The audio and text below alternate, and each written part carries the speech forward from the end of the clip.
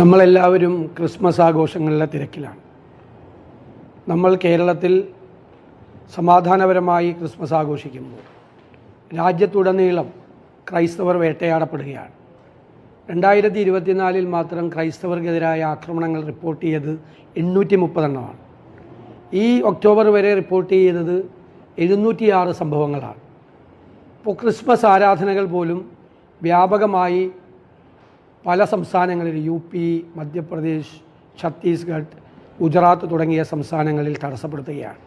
Christmas ആരാധനകൾ പോലും കൂട്ടായ്മകൾ പോലും തടസ്സപ്പെടുകയാണ്. ക്രൈസ്തവർ ആക്രമിക്കപ്പെടുകയാണ്. ജബൽപൂരിൽ കഴിഞ്ഞ ദിവസമാണ് കാഴ്ചാപരിമിതിയുള്ള ഒരു സ്ത്രീയെ ആരാധനയ്ക്കിടയിൽ ഒരു സംഘപരിവാർ നേതാവ് ആക്രമിച്ചതിൻ്റെ വീഡിയോ ദൃശ്യങ്ങൾ പുറത്തു വന്നു. ഛത്തീസ്ഗഡിൽ ഒരു ശവസംസ്കാരത്തിന് ആളുകളെ അനുവദിക്കാതെ ദൂരെയുള്ള സ്ഥലത്ത് കൊണ്ടുപോയി സംസ്കരിക്കേണ്ടി വന്നു. അതിനെ തുടർന്ന് നടന്ന അക്രമങ്ങളിൽ വ്യാപകമായി നിരവധി ക്രൈസ്തവ ദേവാലയങ്ങൾ കത്തിച്ചു. ഇപ്പോൾ ഡിസംബർ 25 അവധി കൂടി UP സർക്കാർ പിൻവലിച്ചിരിക്കുകയാണ്. സ്കൂളുകൾക്കുള്ള അവധി കൂടി പിൻവലിച്ചിരിക്കുകയാണ്.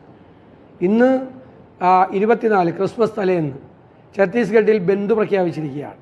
ഒരു തരത്തിലുള്ള ക്രിസ്മസ് ആരാധനകളും നടത്തരുത് എന്നുള്ള നിർദ്ദേശം കൊടുത്തിരിക്കുകയാണ്.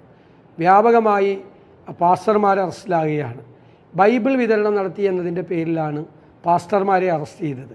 ബൈബിൾ വിതരണം നടത്തുന്നത് ഈ ജനാധിപത്യ രാജ്യത്തിൽ, മതേതര രാജ്യത്തിൽ എങ്ങനെ കുറ്റകരമാവും? അലഹാബാദ് ഹൈക്കോടതി തന്നെ വിധിച്ചിട്ടുണ്ട് ബൈബിൾ വിതരണം ഒരു കുറ്റകൃത്യമല്ല എന്ന്.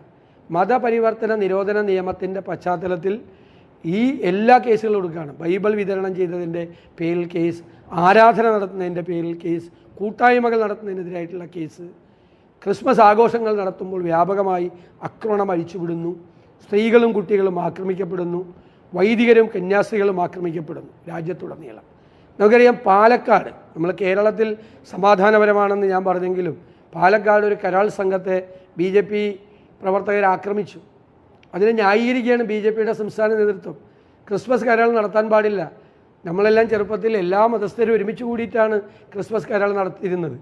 തിരുവനന്തപുരത്ത് PMGയിൽ ക്രിസ്മസ് ആഘോഷത്തിൽ BMS ആവശ്യപ്പെട്ടത് RSSൻ്റെ ഗണഗീതം കൂടി പെടുത്തണമെന്നാണ്.